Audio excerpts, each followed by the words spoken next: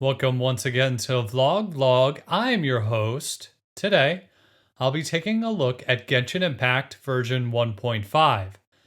I've been playing the new native PlayStation 5 version, which is a change from the PlayStation 4 version that I've been playing previously on my PS4 Pro and PlayStation 5.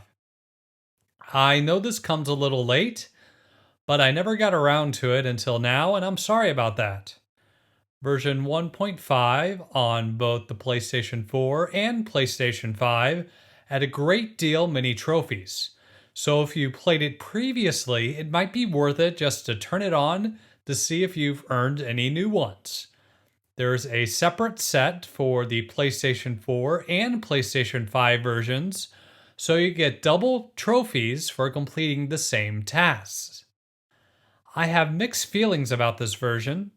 From a technical aspect, it's a big improvement over version 1.5.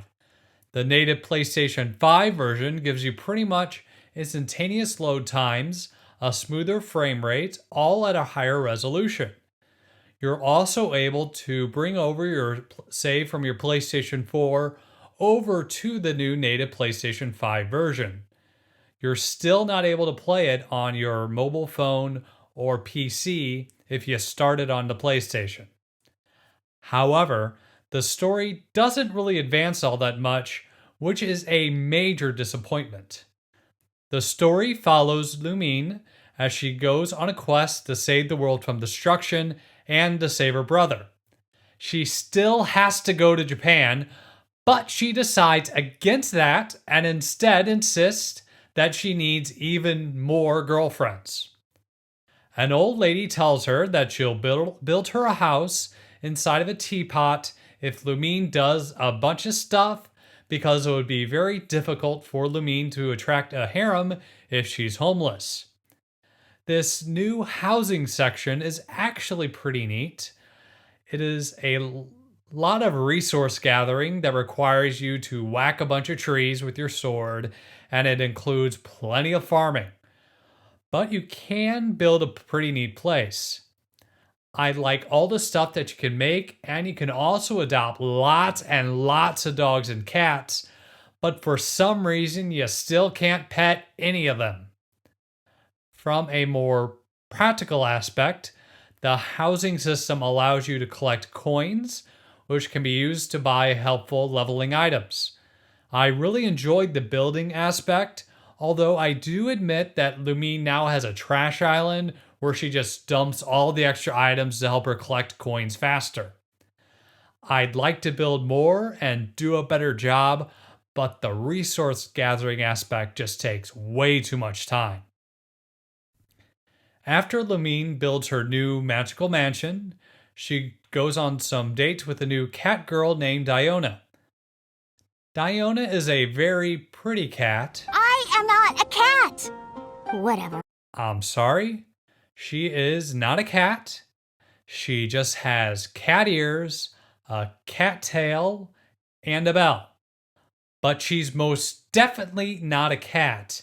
I mean, this does seem something like a cat pretending to be a girl might say. Anyway, Diona is a bartender who hates alcohol and she wants to get everyone to stop drinking. All of her attempts fail and everyone loves her drinks anyway. The whole thing seems to be a bit counterproductive, although you would think that getting drunk and getting yelled at by a talking cat would get people to rethink their choices in life, but that really doesn't seem to help any matters here. So after dating Diona, Lumine then has to stop a rock dragon, who is also an evil little girl, who is also a good guy who wants to stop themselves from causing destruction. I don't know, it's all a little weird. Then she meets a girl named Eula. She's a pretty serious character whose family has a pretty dark past. It's not really Eula's fault, but the people of Mondstadt still blame her anyway. She does her best to make amends for her family's past, and you help Eula stop a plot against Mondstadt. That's pretty much all the story. It doesn't advance the plot at all, and I have no idea when Lumine is finally going to make it over to Japan. But I'm pretty sure she's going to go on more dates before she ever decides to save the world. That's kind of where the positive stuff ends for me. They really messed it up with the difficulty in the first event, and it kind of turned me off for the other stuff in the entire update. I mean, I understand the need to cater to the individuals who spent thousands of dollars on the game, but it all seems counterproductive to do so at the expense of the rest of the player base. They really should have just made an additional challenge mode for those high spenders instead. I guess what turned me off is that I understand that they have to make money, and I'm not opposed to spending money on video games by any means. I just don't gamble, and they've given me no alternative whatsoever to gambling.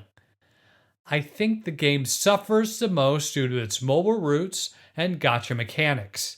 If this were a more streamlined action role-playing game that was released as a complete game, I think it would be so much better.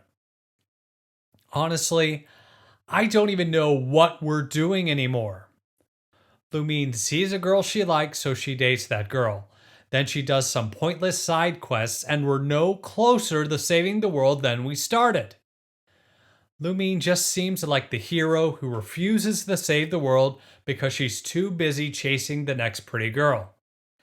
Interestingly enough, I think this is a trap that many players have fallen into as well, and that's what's driven many people to spend tens, hundreds, thousands, and even tens of thousands of dollars on this game.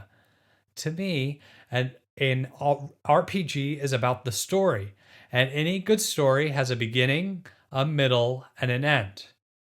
Version 1.5 is just more pointless filler nonsense, and the ending is nowhere in sight. I do still enjoy the basic mechanics of Genshin Impact, but I just don't know about this at all. This is the first time I've ever played a gacha game, and I can't imagine ever wanting to do it again. In terms of money spent, I've spent nothing. At this point, it just seems to be a matter of principle more so than anything else. I guess we'll have to see what happens in version 1.6. I do know one thing for sure. Lumine is definitely not going to Japan anytime soon, and she's definitely not saving the world with any sort of utmost haste. I would like to thank you for watching my video, and I hope you have a wonderful day.